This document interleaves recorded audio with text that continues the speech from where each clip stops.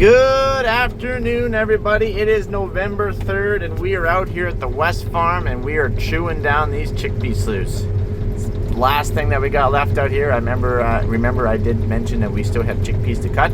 Well, we finished the one south, and we're going to wrap up these sloughs here today. Well, maybe not quite today. It's already 3:30, and we still got quite a few sloughs to cut. And we're also trimming down a little bit of weeds here while we're at it. It's like, there's like a little bit of this fireweed or ragweed or whatever the heck you want to call this stuff. And we'll just rumble right through here and just trim this stuff down, keep it from collecting too much snow. Saves us for having to bring the pro-till over here. Yes, that would be the goal, to still do some fall work, but you know what? We are November 3rd. And there is supposed to be another 10-15 centimeters of snow coming. This has already had 2 snows on it. And one of these times it's gonna stick. And she ain't gonna leave until April. You know what I'm saying? You guys picking up what I'm selling? You know? So if we're here and it just takes a little bit longer to knock down some of this stuff, then so be it. Now, we are not done combining up at the North Farm yet, but we did finish the canola. And we got a little bit of flax left. Not much. Like 2/4 of flax. That's practically very, very little. I was reading a stat here that Saskatchewan is 99% done harvest for the 2025 year, and I'm like, guys, we gotta finish so we can get that extra percentage. So I'm pretty sure we're like near the last ones. If we're not the last ones, we gotta be near the last ones. And then these here are the chickpea sloughs. So the reason why we went around all these sloughs was it was just too green when we were cutting. Too green, too tough. Remember, we were up here pushing it. And we were up here pushing moisture, pushing green count. And it was way too green. That's the reason why. So we are just chowing down.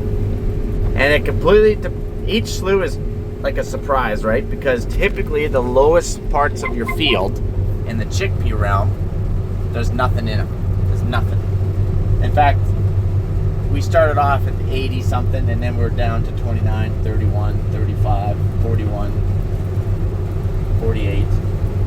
Okay, but traditionally the sloughs are not good in chickpea realm. Which is the opposite in like your wheat, your canola, chickpeas. They'll just pod, and then they just won't actually fill them if they get too much moisture, which is what we got in these little spots. But we left a lot of them. There's more over there. They're all over the place. And then we're stuffing this stuff in a bag, if you're wondering what we're doing with it. And as far as moisture goes, Combine says they're dry, but they're not dry. We tested them. The first test was 14.8, and then we just tested them again here. Now they're 15.5 or something, so not crazy. In terms of November, popcorn dry. Popcorn dry. When you're in November, that's really dry. Anything under 20 is dry. But they are supposed to be like 13.5, so we will have to deal with it. We'll probably have to dry them down. Just a little more work to do, I guess, but at least it'll be in a bag.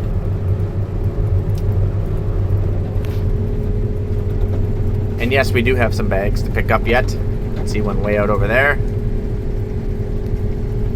Oh, easy, Mike. Easy.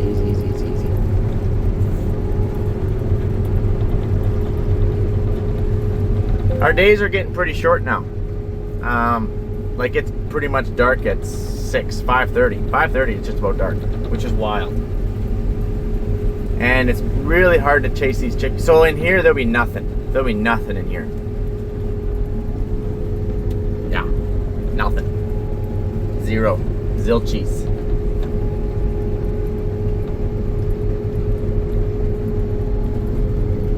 Yeah. You can tell. You can tell. Like that, a little bit of yield. This, nothing. You're just cleaning it up so that way you don't plug with your drill. That's what you gotta do. You gotta clean this stuff up, or you're not gonna get through it when it comes to seeding time.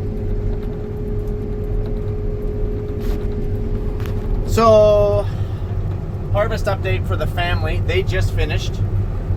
Actually, maybe they finished a few days ago. But it's been a long... Actually, no, I take that back. I think they're pretty much done, but my younger brother has a little bit left, I believe. Some late-seeded canola sloughs and stuff like that, but not much. It's just been a harvest from you-know-where, to be quite honest with you. We're all looking forward to this just being done. Just be done already. So once we finish here, we're going to pack up a combine, stuff it on a trailer. I'll get Greg to haul it over to the North Farm. That way we can run 2 combines in this flax, because we don't have much left.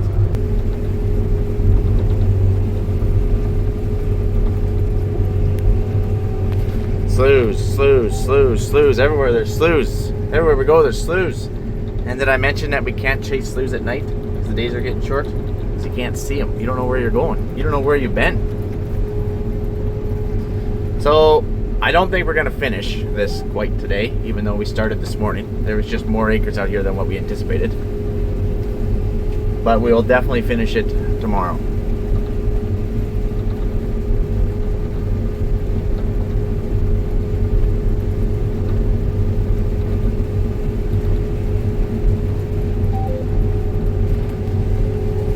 So,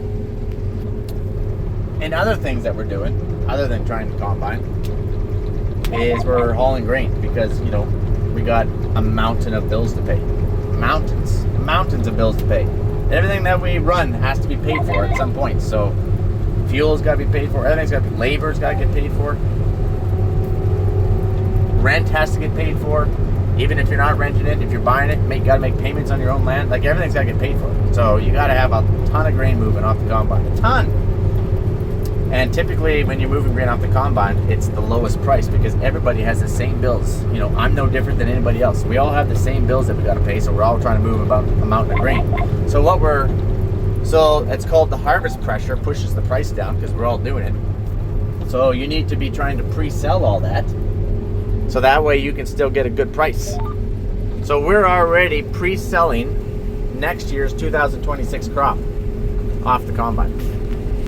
We're already locking up contracts on different crops that we want to grow, and we're locking up prices on per bushel. Like, you can sell X amount of bushels. So you can sell X amount of bushels of wheat, X amount of bushels of canola, X amount of bushels of whatever. Barley, oats, doesn't matter. So if you like the price that it is right now for next year, 1 year from now, then you're like, okay, that's a decent price, I'll take it. Typically, it's always a little higher than right now, harvest pressure. And that's a whole other thing. That's a whole other video, marketing. That's a whole other thing. That's like a can of worms, that one.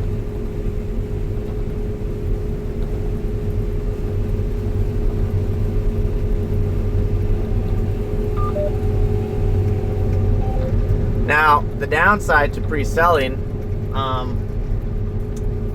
is you're locking yourself into that crop, I guess, which, you know, you got to be okay with, and you're locking yourself into that many bushels. So if you got hail, or you got excessive rain, or snow, if I'm only getting 25% of it, and I had a bunch of that contracted, say I had like 50% of it contracted, which would be a pretty bold move, and I'm only getting half of it, well, I'd be short, wouldn't I? So then you would have to either hope that the market is a lot lower than what you contracted, because typically you can walk out, because who wants to pay you more than what market value is? No buyer does, because they're gonna fill that, pocket the difference. They're gonna pocket the difference, so of course they'll let you out. But if it's the same or it's gone the other way, market's actually moved up, oh man, you are gonna pay through the nose to buy out of that contract. Oh yeah. Oh yeah. And you know what?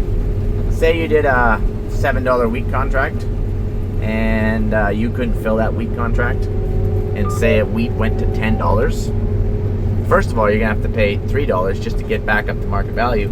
And then they always make this big bold claim. They're like, well, you know, we have to source this wheat, and nobody's wanting to even sell it $10, so they're gonna charge you like $12 a bushel, because that's what they do. So you'll get screwed. So you gotta be careful. Make sure you, if you're gonna pre-market, pre-sell a bunch of stuff, make sure you do a fairly conservative number to make sure that you know for a fact that you can fill that. yeah, I won't go into any more marketing. Don't want to bore you guys.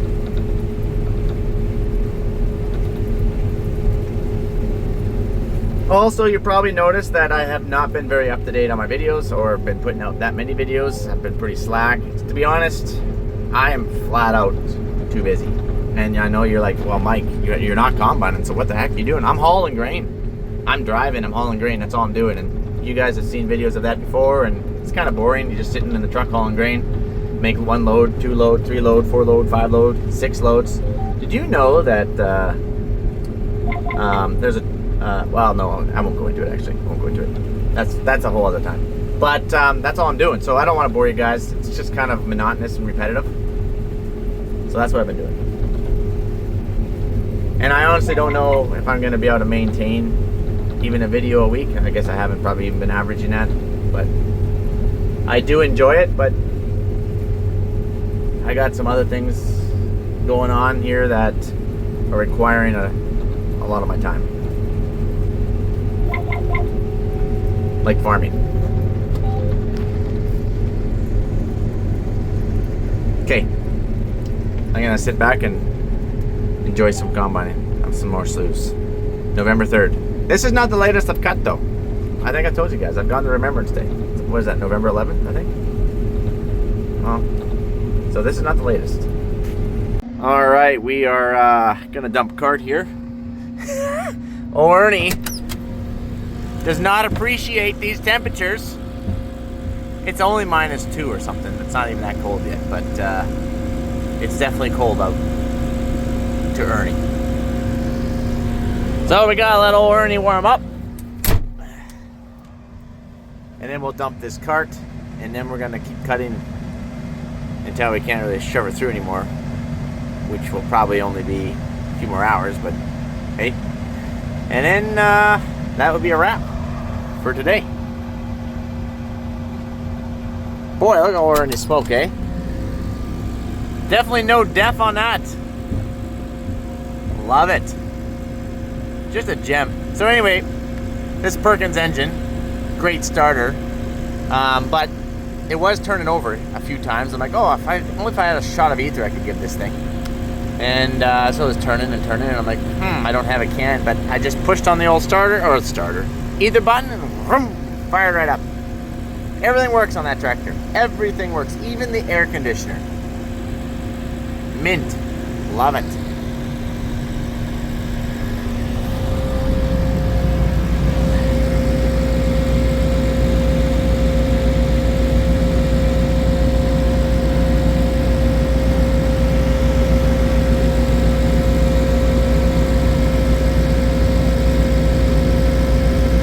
Let's take a look at this stuff. Yep. Garbage. So that black stuff, there's a lot of that. That black is black medic.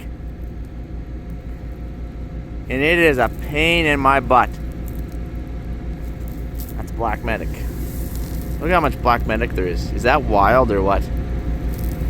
Crazy.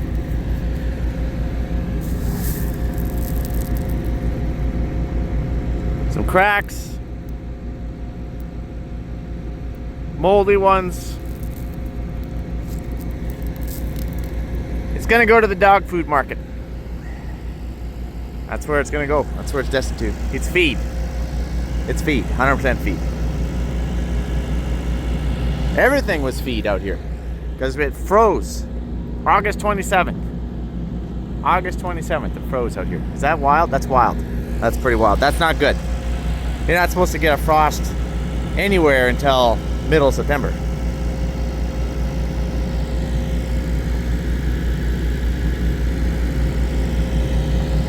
Well, we're gonna dump this cart and yeah, I guess for you guys that's a wrap. I'll catch you on the flipper. Adios, amigos.